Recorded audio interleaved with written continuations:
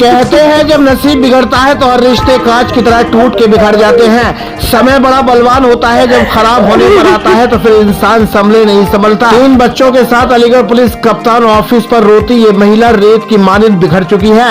बता दें इसके पति की मृत्यु हो चुकी है। अपने घर इज्जत करती महिला अपने पति के 40वें की फातिया में जब अपनी ससुराल थाना रोडावल क्षेत्र के पास गोंडा रोड नीवरी मोड़ पर पहुंची, जहां पीड़िता को देखते हुए सभी ससुराल वाले एक राय हो गए और पीड़िता को पीटना शुरू कर दिया, जिसका किसी ने वीडियो बना लिया जो अब सोशल मीडिया पर वायरल है।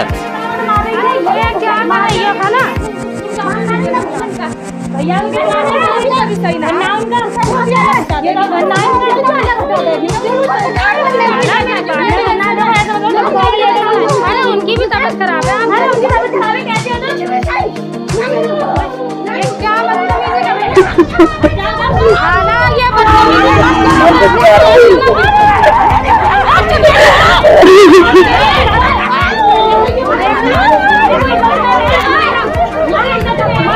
क्या मेरे मुंह पे बिना फालतू हाथ मारा। ऐसा कहाँ रहती है? मैं जमा थाना कौन सा?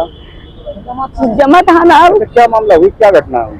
मेरे सत्ता पहला जो है ना 1.5 महीने पहले मेरी ससुराल वालों ने घर से भेज दिया कि तू मार पीट के। मेरा आदमी काम पे गया था, मेरे के 3 छोटे छोटे बच्चे। मैं वहाँ से आ गई, फिर मेरे पास 27 मार्च वाले दिन फोन आया था कि तेरे आदमी को फांसी लगा के मार दी। मेरे ससुराल वालों ने मेरे आदमी को भी मार दिया। अब मुझे घर गई मैं 3 तारीख का 40 मारा, 4 तारीख का तब मुझे मार पीट कर बहुत मारा था, फिर से निकाल दिया। निकाल दिया? पति को भी मार दिया? पति को भी मार दिया, फंदा लगा के मार दिया जो कहते हैं। लेकिन वो जो मैंने देखा जाकर तो नीले हो रहे थे, तो मैं कह रही थी मैं थाने में जाऊं, लेकिन उन्होंने मेरे हाथ जोड़े पैर पकड़े कि कोई बात नहीं है, जो हुआ तो हुआ, तू रहने दे। पति का जब वो मार दिया था तो आपने थाने में कार्रवाई नहीं की? जब नहीं जाने दिया, मुझे मेरे बच्चों की मारने की धमकी दी है। हम रख के तेरे बच्चों को। कब मृत्यु हुई आपके पति की? 27 मार्च वाले दिन 10 बजे फोन गया मेरे पास। तो आप क्या चाहती हैं? मुझे इंसाफ दिला, मैं बच्चों को लेकर कहाँ जाऊँ? थाने में नहीं गई आप? कहाँ आई हैं आप? जब मैं थाने में गई थी मैं वहाँ, तो वहाँ पे मेरी कोई सुनवाई नहीं लेता, कोई नहीं लेता वहाँ पे सुनवाई। सब लोग कहते हैं कि हमारा जेल 29 खून कर चुका है, ये मेरा 30 में 13 सही। और फिर बाद में भी कल भी आए थे सब लोग। हसमुद्दीन कौन है? मेरा जेठ। तो आज कहाँ आई थी? आज कहाँ आई थी? अब नहीं आई। कितना मुलाकात हुई है? क्या आश्वासन दिया? ये कह रहे कि घर जाओ, तुम्हारे संग मीटिंग हो जाएगी पुलिस। पीड़िता की माने तो उसके पति की नॉर्मल डेथ हुई है, उसके पति को मारा गया। ऐसा शक पीड़िता ने उसी समय जताया था जब उसके पति की मौत हुई थी। उसने उस समय थाने में पुलिस को सूचना देने के लिए भी कहा, लेकिन ससुराल वालों ने पोस्टमार्टम होने का हवाला देकर उसे खामोश कर दिया। अब पीड़िता ने ये भी बताया 5/5/2024 को पीड़िता के घर जवास क्षेत्र में उसका जेठ हसमुद्दीन पहुँचा। पीड़िता के प्रार्थना पत्र के अनुसार उसने पीड़िता के साथ बदसलूकी की और उसे बुरी नीयत से दबोच लिया। पीड़िता का बेटा आ गया तो पीड़िता का पति उसे वहां से छोड़कर फरार हो गया। सवाल ये पैदा होता है, अगर पीड़िता शाइस्ता कानूनी वहीं शरियाई कानूनी तौर पर मरहूम नसरुद्दीन की पत्नी है, तो फिर उसका हक नसरुद्दीन की संपत्ति पर बनता है। 3 बच्चे आखिर पीड़िता कहां लेकर जाएगी, अगर ससुराल वाले ये कहकर पीड़िता को घर से मारपीट के भगा देते हैं कि तेरा पति मर गया है, अब तेरा यहाँ कुछ नहीं है। अगर यही बात पीड़िता के ससुराल वाले सोच रहे हैं तो यकीनन वो पीड़िता का हक मारना चाह रहे हैं।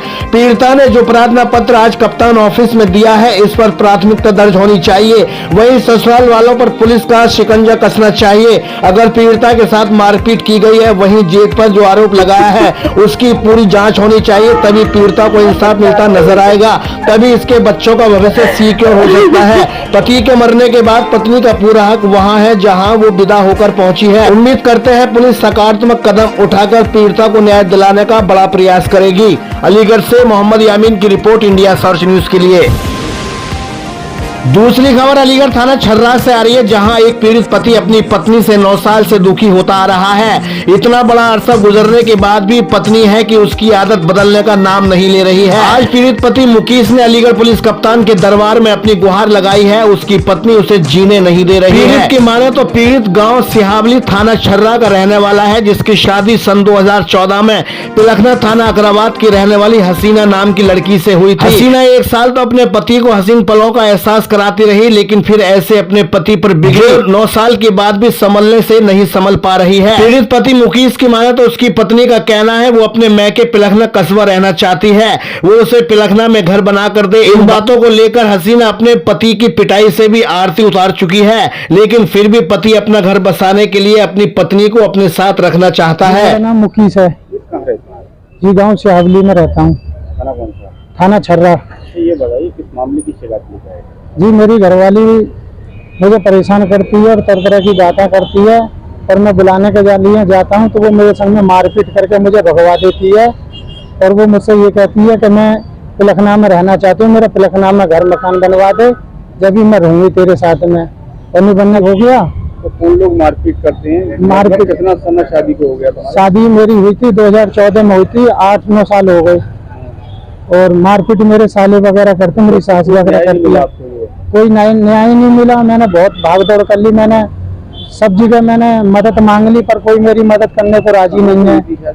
शादी मेरी गांव पिलखना से हुई है, हसीना बानो के साथ में हुई है। पिता का नाम क्या है? पिता का नाम है अफजाल, माँ का नाम है शहनाज। और आप मतलब आपको प्रताड़ित करते हैं? ये मेरे को टॉर्चर करते रहते हैं बार बार, और मुझे धमकी देते रहते हैं तरह तरह की कि तू अगर इस रोड पे भी होकर निकलेगा तुझे मारपीट के फेंक देंगे। मारपीट कब करी थी आपके साथ? मारपीट मेरे साथ में ये 11 तारीख को इन लोगों ने मारपीट की है। मुकदमा दर्ज नहीं हुआ है? मुकदमा कोई दर्ज नहीं हुआ। मैं कप्तान साहब के पास में गया था, कप्तान साहब मुझे मिले नहीं। आज भी मैं कप्तान साहब के पास में आया था, साहब से मुलाकात नहीं हो पाई, साहब चले गए थे। लेकिन पत्नी है कि पूरी हसीना पारेकर बनकर पति पर अपना रौब गांठना चाहती है।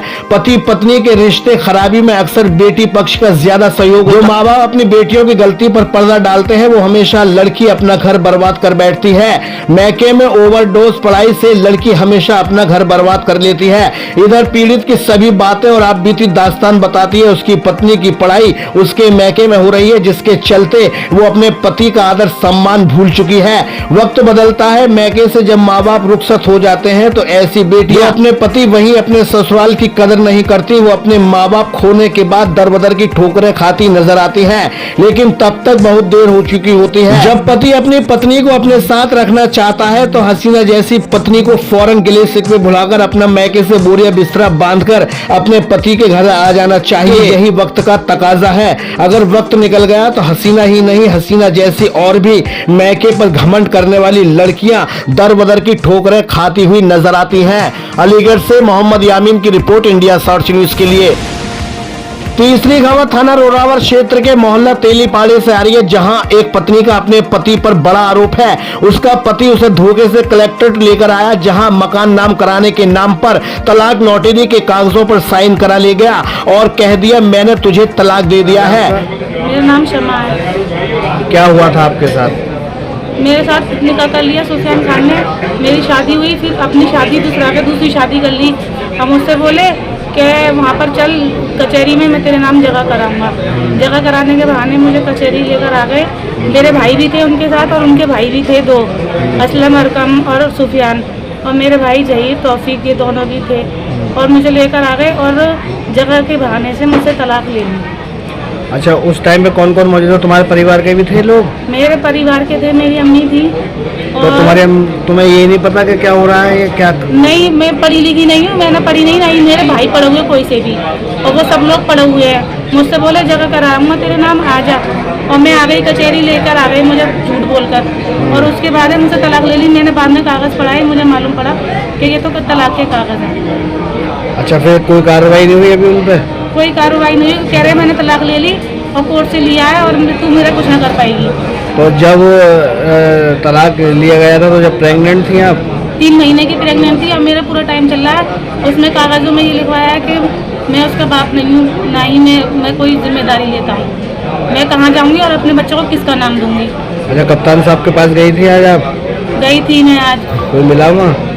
हाँ, मेरी मुलाकात हो गई है सर से, मैं एप्लीकेशन लगा कर आई। क्या कहा उन्होंने?